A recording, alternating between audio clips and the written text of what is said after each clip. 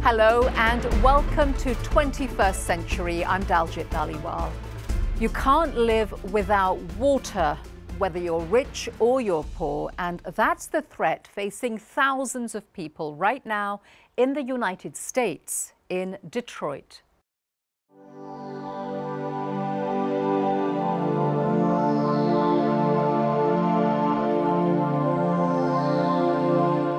We have a national disaster here. Water is a human right! Water is a human right! At the end of the day, everybody's got to pay their water bill.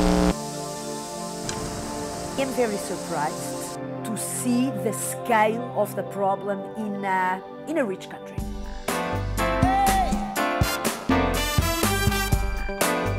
Motown artists created music that has soothed the entire world.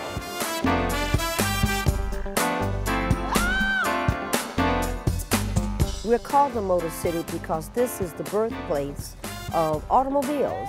Ford Motor Company, Chrysler. All of those things are under attack. Detroit industry, the vital pulse beat of technology and resources which has put the world on wheels.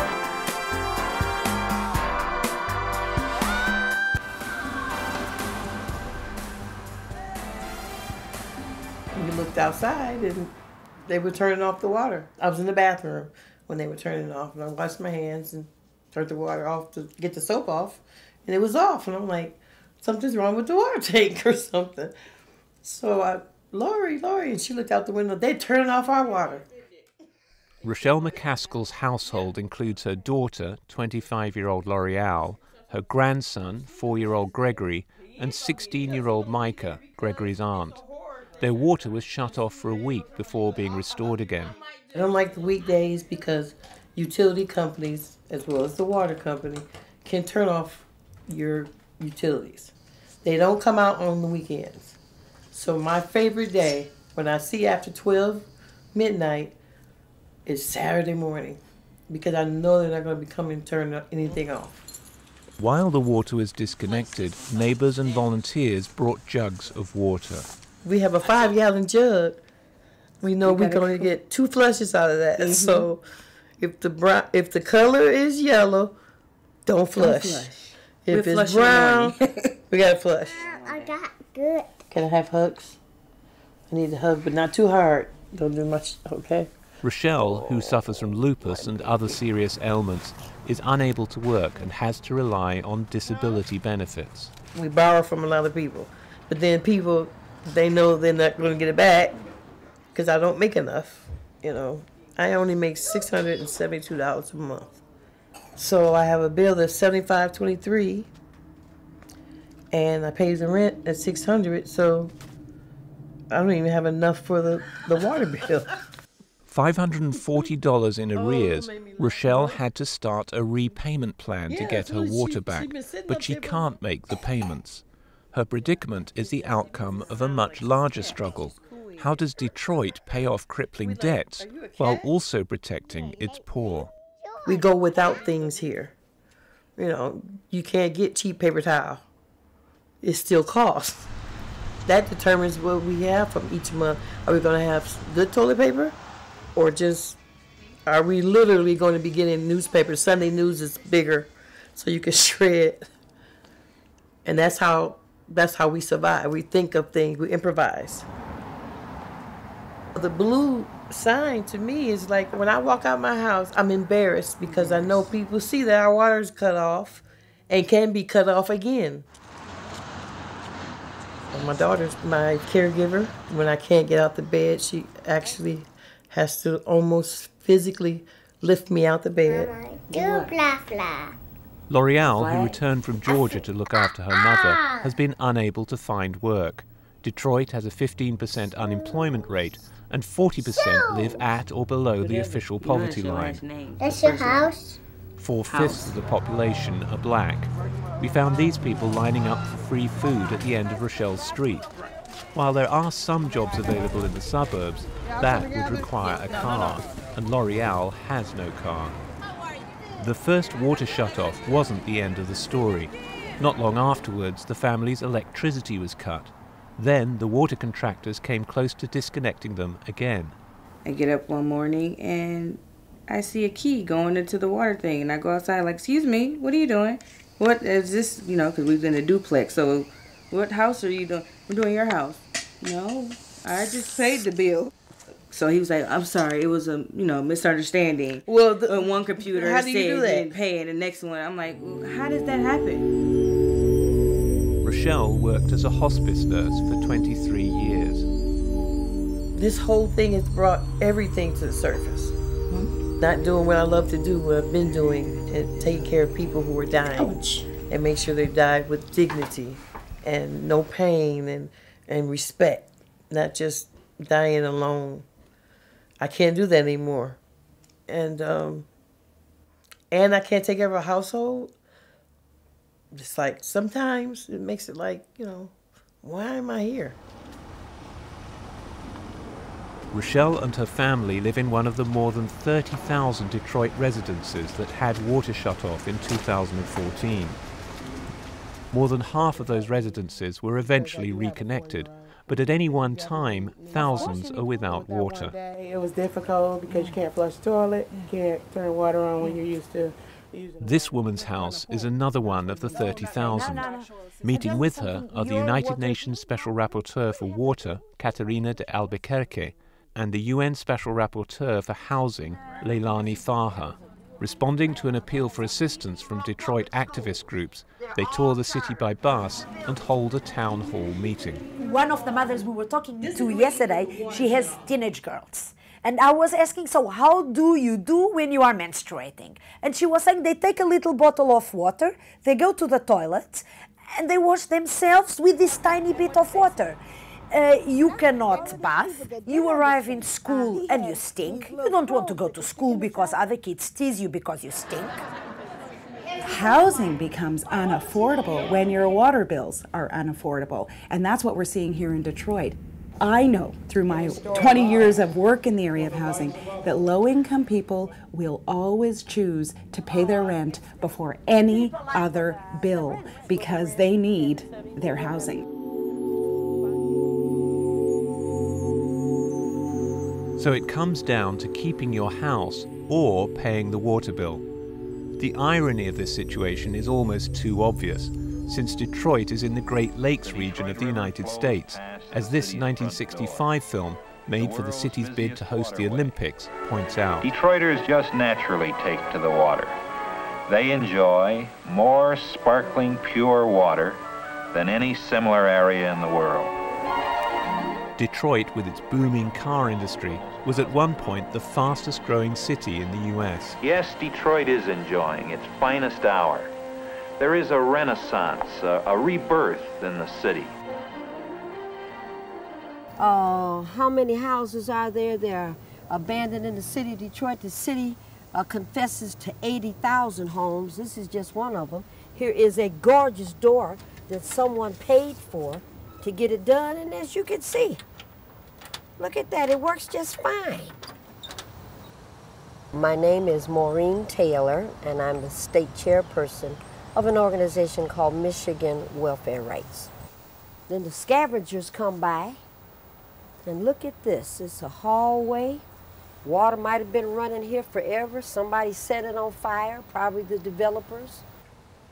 But these were people that lived in a beautiful little community. And they lost their jobs, they couldn't pay the taxes anymore.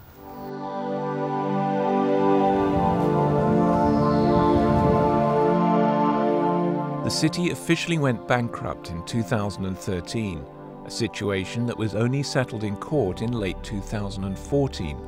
So how did all this come to pass? This ruined factory once churned out luxury Packard cars. From the 60s onwards, the automobile industry contracted in the face of intense international competition. Then social unrest accelerated a massive flight of middle-class families out of the city. We've lost 450,000 manufacturing jobs in just Detroit. You cannot make up that kind of a hit. Detroit's overall population shrank from nearly 2 million to 700,000 today. As jobs became scarcer, city services became more expensive and difficult to maintain. Detroit's water system was caught at the center of this. Today, it's $6 billion in debt, and nearly half of its customers are behind with their bills, which are among the highest in the country. It was at this point that the Detroit Water Department stepped up shutoffs in an attempt to force people to pay up. You got to keep in mind the system was built for about 2 million customers in the city of Detroit. Deputy Director Darrell Latimer. You know, when you're talking about a population that's somewhere around 700,000, so we've lost 25 to 30% of our sales, and we still have this high amount of fixed costs. We have less people to spread that cost over. Everyone agrees there's a problem, but that's where the agreement ends. Should people just pay up? Can they pay up? It's activists versus the mayor's spokesperson and city officials. Who's on our side? People in Detroit are paying higher rates because there's so many people who aren't paying. To suggest that people don't want to pay for a water bill is scandalous. What is at stake here, young man? You don't believe that there are people that don't want to pay the bill? You go through the chain of paying your water bill. We're usually probably somewhere down the line below electricity, gas, and even cable in some households. The reality is that there are no official figures to distinguish how many people can pay but don't from those who simply can't pay from their own resources. The mayor's office declined our requests for an interview. In public, Mayor Mike Duggan says they've helped tens of thousands of people through a new repayment plan. But you got to make your payments. If you miss your payments, the next time you're going to have to put 30% down. And if you miss your payments again, you're going to have to put 50% down. So we'll work with you as long as you're making your payments. The rules, the eligibility rules to access some of those dollars are stringent. You have to have a current bill. You have to have a bill that's not more than 2 months behind. If you default one time, you're thrown off the payment plan, and now within 30 days, you must pay the total bill. What kind of payment plan is that? It's not a payment plan that'll work. Maureen Taylor calls for a much more flexible repayment plan, which is adjusted to each individual's ability to pay. I am not saying, and I've never said, that everyone should get free water. No, I'm not saying that. What I'm saying is that you have to have an affordability threshold. You should not be devoting more than a certain percentage of your household income to water and sanitation, and this should be 2-3%. And in addition to that, we need tailored measures to support those who are in a more difficult situations. From the UN's investigation, Rochelle is far from alone. Large numbers of people simply can't afford to pay. The mayor says the city's raising $4 million to help the very poor, but many aren't being reached. Rochelle was told there was no such money available for her. And is $4 million sufficient anyway? The success of a program that's aimed at recouping lost revenue, the success is how you treat your most vulnerable. If the most vulnerable come through the policy decisions and the processes fine, housed, and with running water, that's a successful program, in my opinion. If the vulnerable come through homeless and without running water, not such a successful implementation.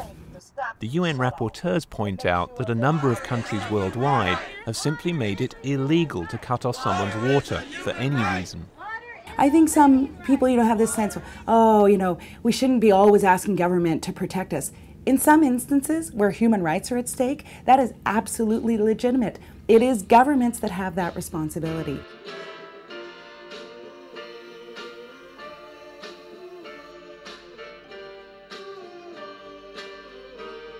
I like to draw and paint.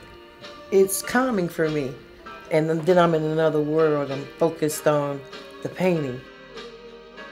Rochelle's uncle, William Weatherspoon, was a major writer for Motown Records.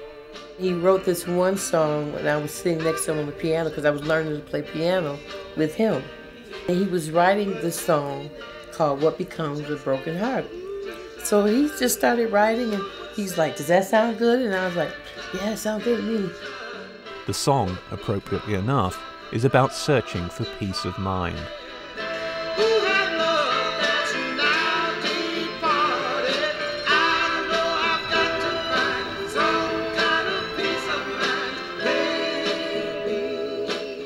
In Rochelle's household, the unpayable water bill still looms, but at least the family is covered by government-funded healthcare, and they receive modest support to buy food.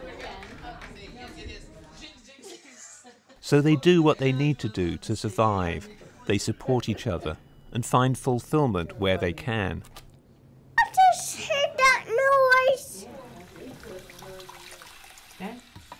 And for the time being at least, they still have water. Oh. Oh yeah, it's the hot water. Try your hands. You put the water on Mama.